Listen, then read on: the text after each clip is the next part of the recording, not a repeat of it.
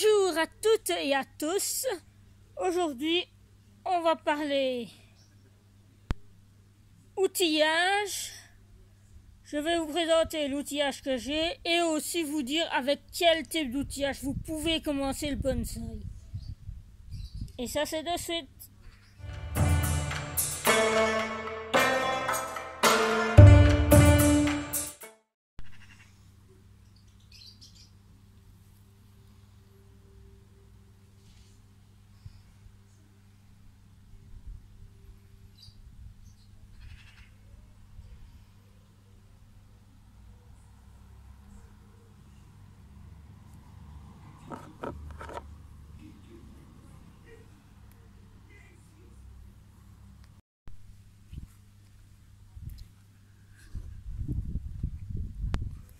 Donc on va commencer avec les ciseaux. Comme vous avez vu ici, j'ai plusieurs tailles de ciseaux. Des petits, des moyens et les gros. Et ceux-ci sont les grands moyens, on va dire les grands petits, les grands faits, voilà. Ils aident à aller dans la ramure. Bien loin, quand on a coupé quelque chose dans la ramure, ça c'est très pratique. Ensuite, on a les pinces. Ici, c'est l'une de mes dernières pinces. C'est la pince qui est, vous voyez là, hop.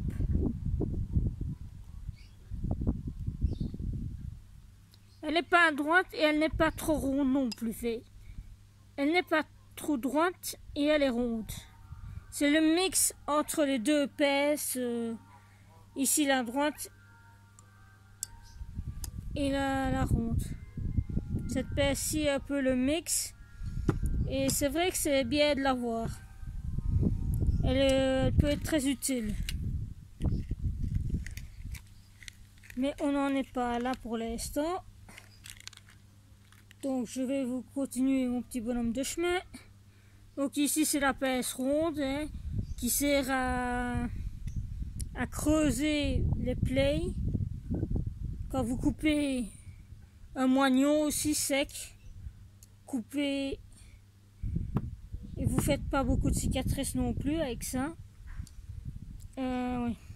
Donc d'abord il y a la pince droite qui est bien pour certains types de plantes aussi, parce qu'elle fait vraiment une coupe en V. Ou alors quand on veut une coupe très droite à un endroit, ça fonctionne bien aussi. On a la variante de cette pince là en plus petite. C'est pour les bourgeons de certaines plantes comme les azalées. Et malheureusement moi ici il faudra que je la change parce que j'ai forcé dessus et voilà. Donc après les pinces qui coupent, les pinces plates. Celle-ci est appelée pince à gin parce qu'on s'en sert justement pour faire les bois morts. Mais on s'en sert aussi avec le fil de ligature pour un peu rediriger le fil de ligature quand il est un peu dur. Ceci est la baguette chinoise lors du rempotage. Et ceci est la pince coupe-fil et les ciseaux coupe-fil. Et après on a ça aussi. C'est les râteux avec un petit râteau avec une spatule après. Ça sert à un peu tasser le substrat, mais aussi à un petit peu décoller la motte du pot quand on fait le rempotage. Voilà, ça sert un peu à sarcler, comme on dit l'arbre. Ici, j'ai cette forme-là de spatule. Et alors, j'ai ici une avec une pince au bout et la spatule à moitié ronde. Celle-là. Et alors j'ai la petite fourche avec une spatule droite. la petite fourche avec la pèse droite. Voilà. Et vu qu'on est dans les trucs de rempotage,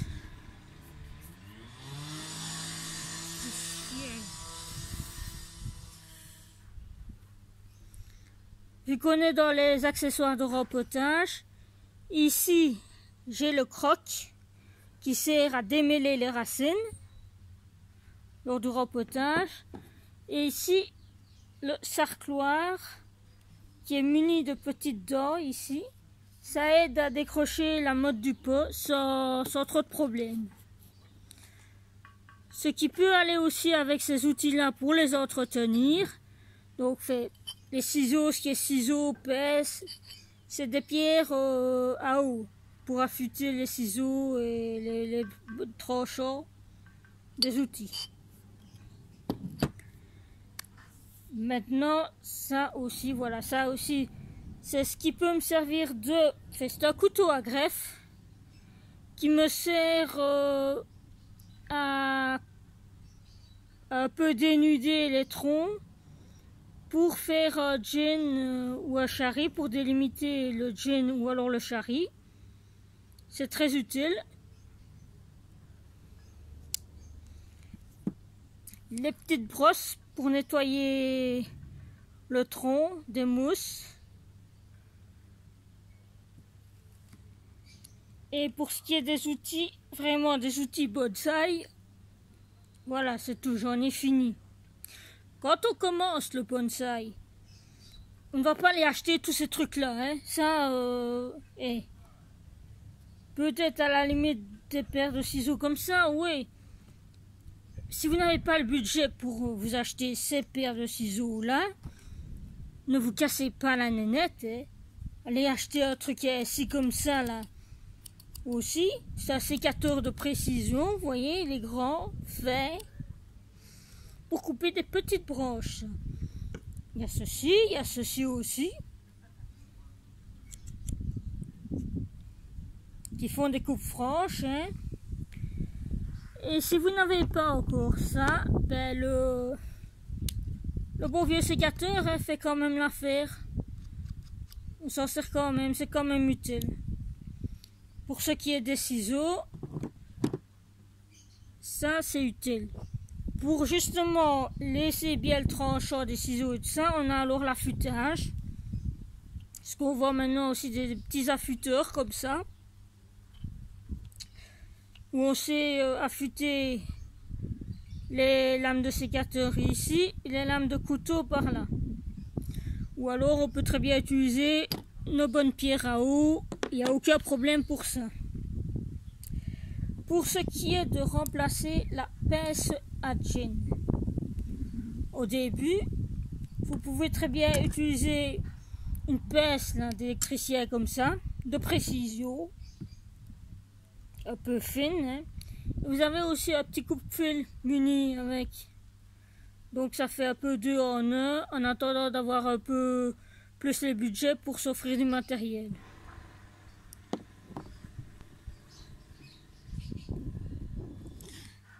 Pour remplacer les fourches comme ça ici de la petite de l'outil de grattage, vous prenez une fourchette et vous repliez les dents.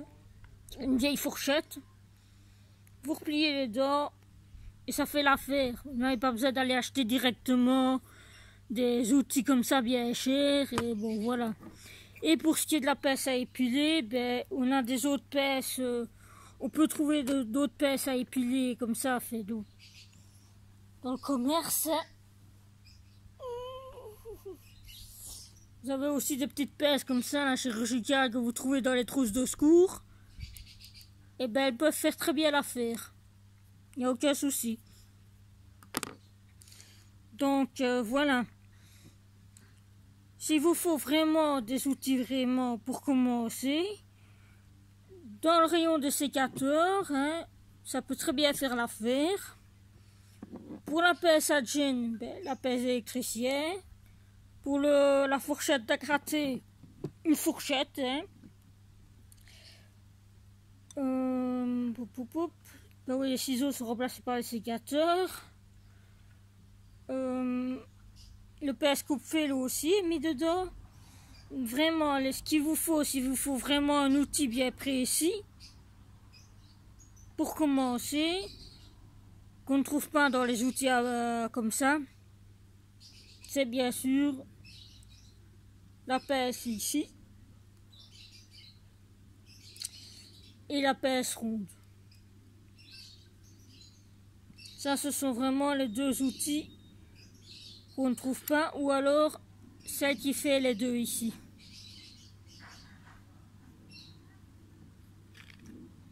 Sinon, les petites brossettes comme ça, on se trouve dans les magasins de jardinerie, de bricolage. Le couteau greffoir ici aussi.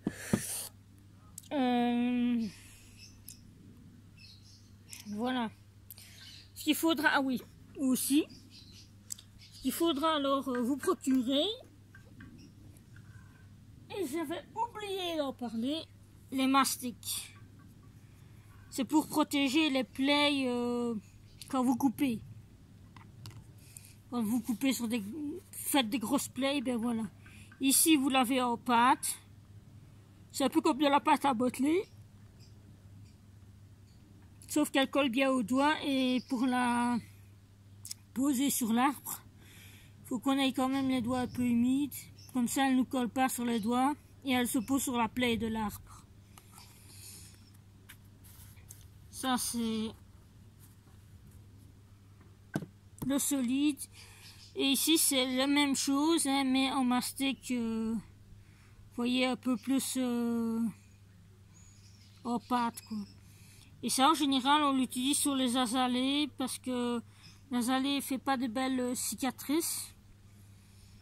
Et on fait des coupes droites. On utilise ce mastic-ci pour les azalées car on en fait des coupes bien droites et ça se pose mieux sur la cicatrice que le mastic en pâte dure.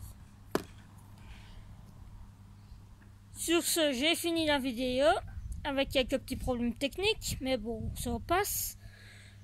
Si vous avez des commentaires, mettez-les. Si vous avez liké, likez. Et si vous avez aimé, likez. Si vous n'êtes pas encore abonné, ben abonnez-vous. Hein. Et cliquez sur la cloche des notifications, comme ça vous serez averti de ma prochaine sortie vidéo. Sur ce, merci, au revoir.